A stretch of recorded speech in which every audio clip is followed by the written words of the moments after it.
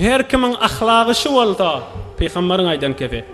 Her kimin ahlakı şu olsa, işi bir aldırap titrap geliyen, iş yolu düşmeni geliyen, şonu beydip şeydip işini yengildip de Müslümanların işini yola salyan adam olsa biri, pul gerek bolyan bolsan, edaran işi düşyen bolsan, her neyem bolsan, beydip şeydip anırdan aldırap titrap geliyenin işini yola salya, şu jire adamın ahlakı olsa terediğin başında hakkı özüm duracak deyiptir.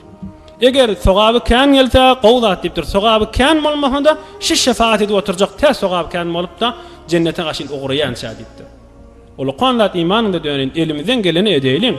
Her kim Müslüman doğanın işini bitirmege heves olup ahlakı şu olsa şu teredinin başında hükmen özüm oturacaktır deyiptir. Ve minnan nebeter in uluqan ahirqisi dikkat edin. Peygamberimizden bir gün soraptırlar. Ya Resulallah,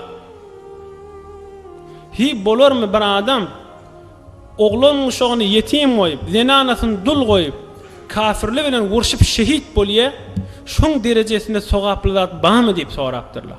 Peygamberimiz aydıptır, giyce turup namaz okuysan oku, günnüzler arada tutsan tut, yilla hacı gitsen de git, on derecesine barıp gör, merakıyım deyiptir. Hudaý ýoluna jihad etýäni. Şeýli Hudaý ýoluna jihad etýäniň derecesi kän molly. Onunla Peygamberimiz näme diýipdir?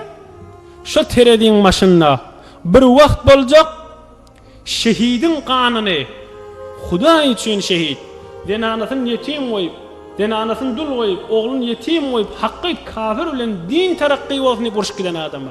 O da kanyny sıçrap dünýeden geçdi.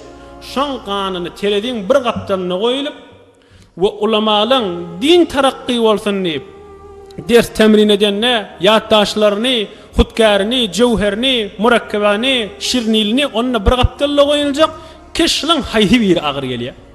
Şonna ulamaların murakkableri, cevherleri şehidin sıçrap dökülen kanununa ağır gelecek diye ayıptır.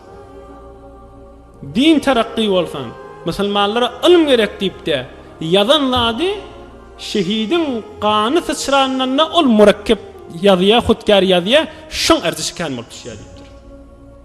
Vakıan şu hadis bilen oğlum olsa durşunu hemmesini moğullada amali.